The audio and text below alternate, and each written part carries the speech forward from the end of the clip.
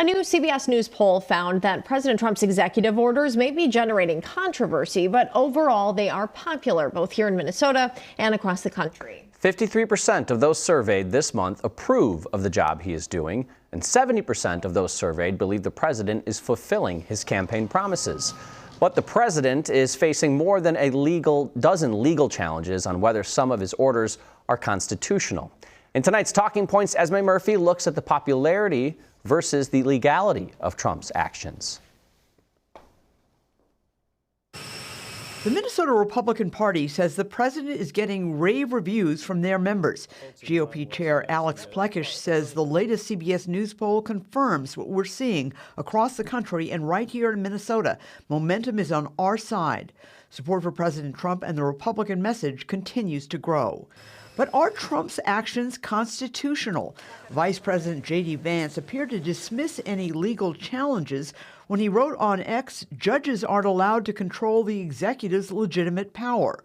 Constitutional law expert Professor David Schultz disagrees. The judiciary has the final say regarding what the Constitution means. That is about the most bedrock principle that we learn in constitutional law. Schultz says the precedent was set decades ago. When Richard Nixon was president of the United States, he refused to turn over the Watergate tapes. He was eventually subpoenaed, and the Supreme Court said, you must turn those over. Schultz believes the legal challenges to Trump's decision to dismantle the U.S. aid agency and the Consumer Protection Agency, the firing of thousands of federal workers, and in order to end birthright citizenship won't get very far. This is where the courts are stepping in right now, saying, you as president have exceeded your authority. In the case of, let's say, birthright citizenship, the Constitution says birthright citizenship is a matter of constitutional law. You can't do that. Popularity of laws should not affect court decisions, but Schultz says he is not surprised that initial polling suggests the public likes what it's getting from the president. One of the criticisms of Joe Biden was the fact that he did not look like he was an active president or really very, very much engaged. And we know that the American public really likes presidents who are taking charge. And Esme Murphy joins us now. Are all the challenges saying the president is acting outside of the Constitution? Not all of them. Some of them are. Some are about the process, that the president is allegedly not following the process required. That's especially the case with his firing of top administrators and even the firing of other federal employees. Now, the president announced that he is suing the state of New York in part because of its law allowing undocumented immigrants to have driver's licenses. But we have that law here. So is President Trump going to set his sights on Minnesota? A lot of people are waiting to see. I mean, yes, we basically have the exact same law. 19 other states have that same law.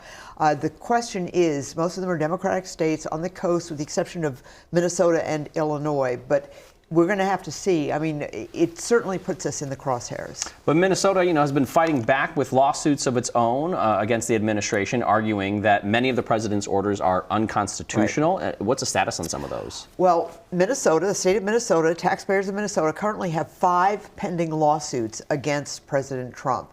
They are over the birthright citizenship order, DOJ accessing Americans' private data, NIH funding cuts, federal funding freeze in general, and gender-affirming care. In all of those cases, Minnesota has partnered with other states. All of these cases are pending. Is it unusual, we should put this into perspective, to have these types of constitutional questions of this magnitude about the president's actions?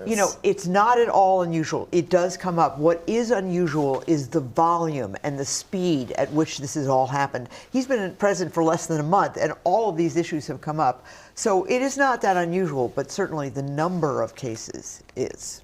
All right. Thank you so much, Esme. We appreciate it. And you can see more of Esme's conversation right now or anytime by going to our YouTube channel and just search for Talking Points.